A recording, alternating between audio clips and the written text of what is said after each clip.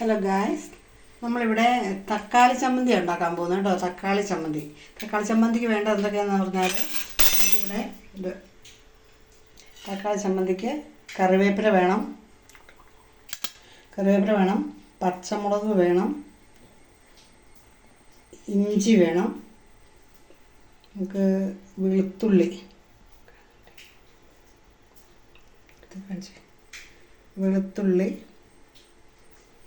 കറിവേപ്പില, ഇങ്ങനെയുള്ള സാധനങ്ങളാണ് വേണ്ടത്.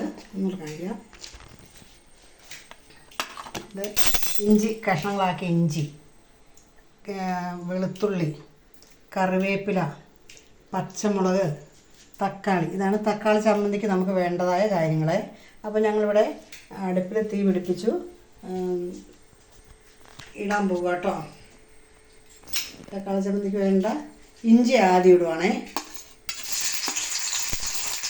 ഇഞ്ചിക്കാണല്ലോ കുറച്ചൊരു മൂപ്പുള്ളത്. അപ്പോൾ ഇഞ്ചി ഒരുമാതിരി നന്നായിട്ട് അതൊന്ന് മൊരിഞ്ഞ് വരണം,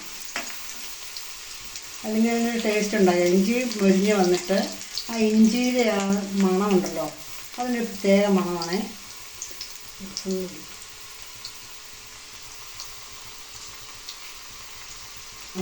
ഇഞ്ചി ഇങ്ങനെ മൊരിഞ്ഞ് വരുന്നുണ്ട്. അത് നല്ലൊരു മണം വന്നു കഴിഞ്ഞാലാണ് നമ്മൾ വെളുത്തുള്ളി ഇടുക. ഇഞ്ചി വെളുത്തുള്ളി ഒന്നിച്ചിട്ടാലെങ്കിലും രണ്ട് മൂപ്പായിരിക്കും. ഇച്ചിരി ചുവന്ന് വരുന്നതാണ് നല്ല ടേസ്റ്റ് ആകുന്നത്. ചെറുതായിട്ടൊന്ന് ചുവന്ന് വരട്ടെ. അപ്പോഴേക്കും നമുക്ക് ചുവന്ന് വരുന്നിട്ട് ഈ ഇഞ്ചി നമുക്ക് സൈഡിലേക്ക് മാറ്റി വെക്കാം. ഇങ്ങനെ എണ്ണ തന്നെ ഒരു സൈഡിലേക്ക് മാറ്റി വെക്കുക കേട്ടോ. മാറ്റി വെക്കുന്നേ. അതിന് ശേഷം നമ്മൾ സൈഡിലേക്ക് വെളുത്തുള്ളി ഇടുക. നടുത്തോട്ടല്ല, സൈഡിലേക്ക് വെളുത്തുള്ളി. ഏകദേശം രണ്ടും ഒന്നിച്ച് മൂത്ത് വരാൻ വേണ്ടിയിട്ടാണ് അങ്ങനെ ചെയ്യുന്നത്.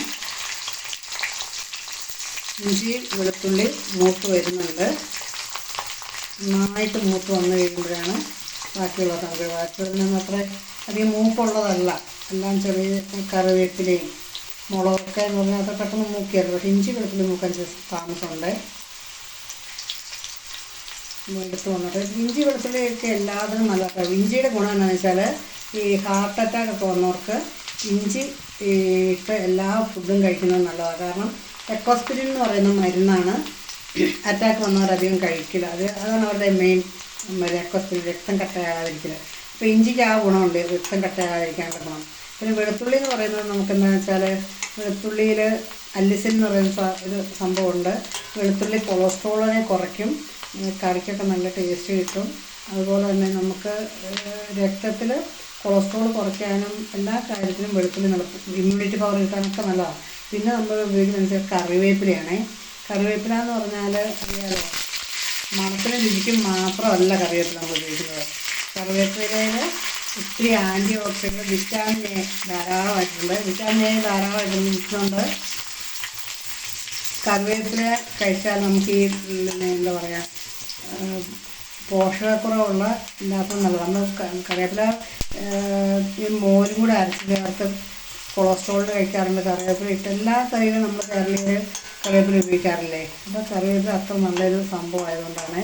മറ്റുള്ള രാജ്യക്കാരെല്ലാ ലീഫുകളും ഇടും, നമ്മൾ മാത്രമേ ഈ കറിവേപ്പില മാത്രം ഉപയോഗിക്കുന്നവരുള്ളൂ. പക്ഷെ എന്നാലും നമ്മൾ മാറി വരണം.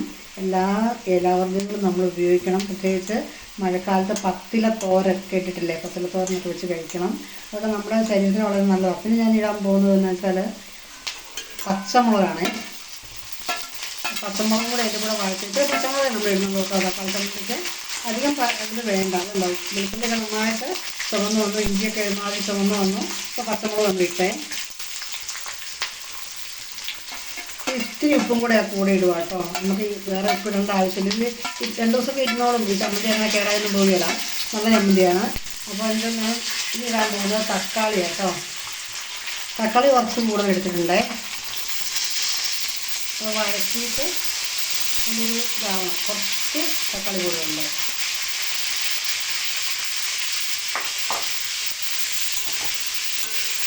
അപ്പം തക്കാളി എടുക്കുന്നതോടെ നമുക്ക് പൊരുമ കൂടും. പക്ഷേ ഇതിപ്പോൾ ഇത്തിരി അധികമായിപ്പോയി, ഞാൻ കുറച്ച് മാറ്റി വെച്ചു. മുളക് കുറവാണല്ലോ. പിന്നെ ചെറിയതായിട്ട് മുളക് പൊടി ഇടും കേട്ടോ. അതിനകത്തേക്ക് 2 മുളകല്ലേ നമ്മളിട്ടുള്ളൂ. എരിവ് കൂടുതൽ വേണമെന്നുള്ളവർ ഇതിനകത്തേക്ക് മുളക് പൊടി ഇടാറുണ്ട്. കാശ്മീരി ചില്ലിയൊക്കെ ആണെങ്കിൽ നല്ല കളർ വരും.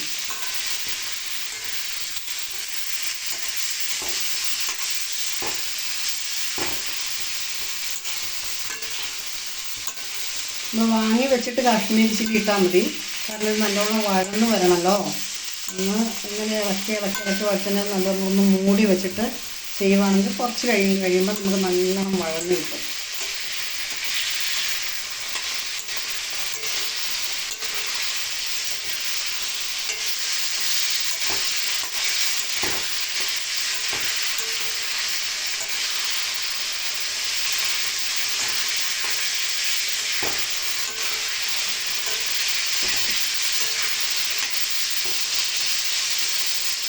ഓക്കെ, നമുക്കിത് വെന്ത് കഴിയുമ്പോൾ നമ്മൾ വെന്തിട്ട് തണുക്കണം. തണുത്ത് കഴിഞ്ഞതിന് ശേഷമാണ് നമ്മൾ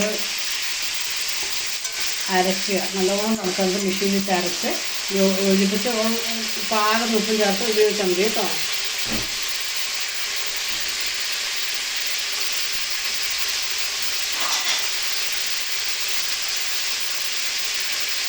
ഇനി വേഗം ആകാൻ വേണ്ടിയിട്ട് ഞാനതൊന്ന് മൂടി വെക്കുവാണേ.